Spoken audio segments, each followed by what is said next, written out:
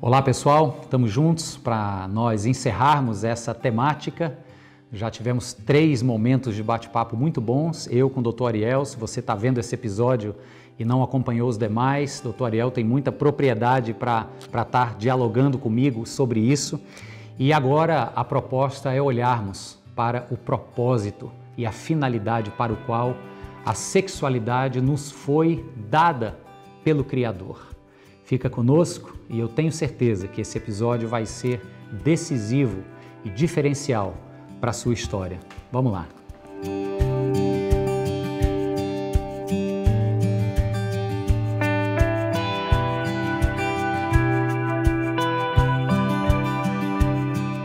Ariel, a gente chegou num momento desse nosso bate-papo onde a gente precisa falar sobre o propósito da sexualidade. Ela, se a gente entende de fato que foi algo criado, por Deus e dado ao homem para o deleite, para a procriação, assim, a gente entende então que há uma finalidade por trás, um propósito, E eu me deparei há um tempo com o que Jesus faz numa conversa que ele tem com líderes religiosos, no capítulo 10 do Evangelho de Marcos. O tema lá é divórcio, na verdade o tema é casamento, mas os líderes querem saber qual é a opinião de Jesus sobre o divórcio, porque na época deles mesmo já havia uma tensão entre duas linhas, uma mais radical, uma mais liberal, sobre a questão do divórcio, que de fato lá na lei de Moisés já havia sido dado como uma possibilidade por causa da dureza do coração humano. Jesus traz isso à tona. Só que aí Jesus faz algo, enquanto responde aos líderes, interessantíssimo. Ele chama a atenção de todos para o seguinte: olha, se vamos falar sobre casamento, não vamos nos deter ao que acontece com o casamento fruto do nosso pecado e do coração duro, que é o divórcio. Vamos voltar os nossos olhos para o que Deus idealizou como casamento. E aí ele cita um texto que nós já trouxemos aqui sobre a mesa, nesse bate-papo, que é Gênesis 2, 24, que diz o quê? Deixará o homem seu pai e sua mãe, se unirá à sua mulher e os dois se tornarão uma só carne. Então, nesse sentido, vale muito a pena para nós olharmos para a sexualidade como casamento, Relacionar-se sexualmente é uma expressão do casar-se. Foi a ideia que Deus teve para que um homem desfrutasse uma intimidade super sublime com a mulher dentro de um ambiente seguro. Como é que a sexologia vê isso? Como é que você aborda isso? Então, assim, acho que a cultura vê os problemas sexuais como problemas da pessoa. Sim. Só que estes problemas sexuais também estão inseridos dentro do casamento. E quando a gente, mesmo dentro do casamento, aborda os problemas exclusivamente, seria mais ou menos como você pegar um casal que está dançando, e um está com dor na perna, e tratar a dor na perna do um e não tratar o problema do outro. Sim. Então, às vezes o outro está pisando no pé o tempo inteiro e só o cara está sentindo a dor, Então, assim, a gente tem que abordar a coisa do formato para que ele se presta. Então, a sexologia nesse aspecto evoluiu bastante, eu acho, quando no Brasil em especial. Por quê? Porque fora do Brasil, nos Estados Unidos, por exemplo, se entendem esse atendimento psicológico, abordagem de problemas psicológicos em grupo. A gente já viu isso nos Alcoólicos Anônimos, sim. Em outros problemas de saúde, mas para a parte sexual normalmente não tanto.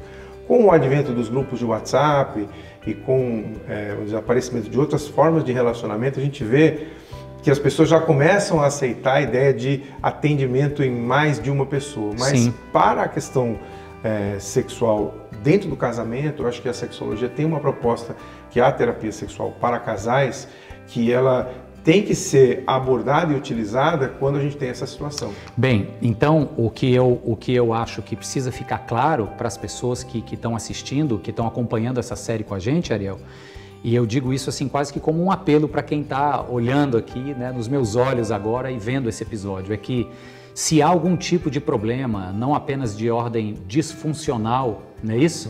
Mas se há algum tipo de problema de harmonia, o pessoal usa a expressão de química, Mas se está causando dentro do teu casamento algum tipo de bloqueio, de infelicidade, é muito importante, se nós temos a compreensão de que o sexo é uma dádiva de Deus para o casal e algo não está bem com esse casal, é muito importante procurar ajuda profissional. Profissional. Não é verdade? E nesse sentido de profissional, é um formato diferente do formato habitual. Porque é muito comum, quando você tem um problema no casal, um ficar apontando o dedo para o outro, dizendo, a culpa é sua, você que está com um problema. Quando, na verdade, isso tem que ser abordado em conjunto.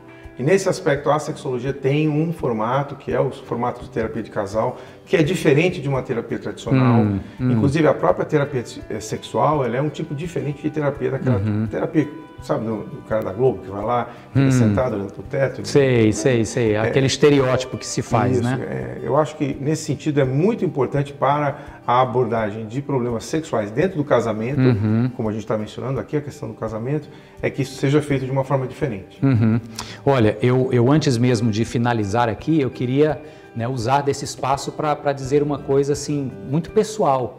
Quando a nossa primeira filha nasceu, eu acho que talvez me confirme isso aí ou não, mas é muito normal haver uma baixa de frequência, né, de vontade mesmo, na verdade, mexe na libido da mulher, especialmente que está amamentando, que está assim focada quase que 100% naquele novo ser que se colocou ali debaixo da responsabilidade dela.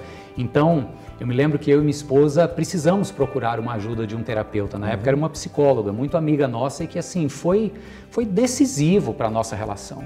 Decisivo, foi transformador e muito abençoador. Então assim, ainda que seja um tabu, vergonha, etc., mas tem que procurar ajuda, faz muito bem. Porque sexo é uma coisa a dois, né? Então nesse aspecto ela tem que ser tem que ser abordado também de uma forma diferenciada. E assim, eu acho que a gente pode fechar, Ariel, essa nossa conversa e, por favor, fique à vontade para complementar aqui, lembrando a quem nos ouve, a quem nos assiste, na verdade, que assim, o sexo, a gente concordou já sobre alguns pressupostos. Primeiro, não é pecado, não é algo sujo, é algo idealizado entre o homem e uma mulher, né? É importante que se coloque de maneira exclusiva assim. Dentro de uma relação de aliança, de compromisso, e nós damos o nome a isso de casamento, né? Por que é importante que isso seja comunicado e pregado e ensinado? Porque dentro de uma relação segura, onde há um compromisso conjugal, não é à toa que esta joia se chama aliança, né? Existe esta segurança onde os pares não estarão continuamente amedrontados quanto ao desempenho que terão, quanto ao status físico e estético que aquele momento de vida, né, impôs a ele. Eles estarão seguros para ser quem são. Eu costumo dizer, e acho que você também deve ir por aí, eu costumo dizer para a gente que me procura às vezes com problemas nessa área, de que o ato sexual é um momento de entrega, e você se entrega como você é, você não pode estar fingindo ser uma coisa que você não é, porque aquele momento de entrega é um momento de absoluta vulnerabilidade, mas de absoluta segurança. Você precisa dessa solidez, né? Exatamente. Dessa fortaleza para poder compartilhar aquela intimidade sua com aquela pessoa. Sabendo que você pode até não estar num dia bom, mas isso não vai fazer com que você seja rejeitado e abandonado.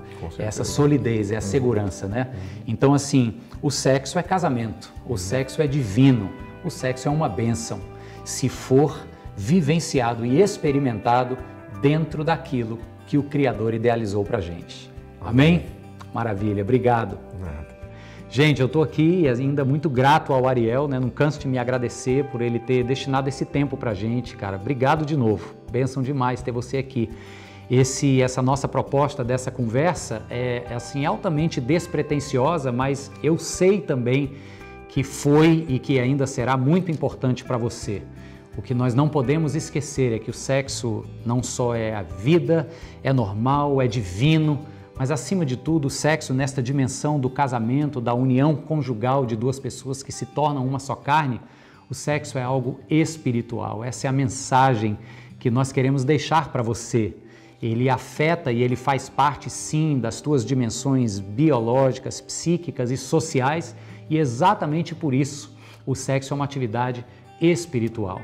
Se há problemas nessa área, não se envergonhe, rompa este tabu e busque ajuda, porque a sexualidade faz parte da plenitude que Jesus Cristo conquistou na cruz do Calvário para o cônjuge, para o homem e para a mulher. Não abra mão disso, não se contente com menos do que a bênção que Jesus tem para você, marido, para você, mulher, ou para você, jovem ou adulto solteiro que nos assiste e que decidiu vivenciar uma sexualidade sadia dentro do ambiente seguro da união conjugal.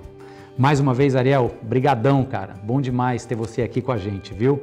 E até o nosso próximo bate-papo, e eu vou fazer surpresa do que vem por aí, mas já garanto que é coisa boa.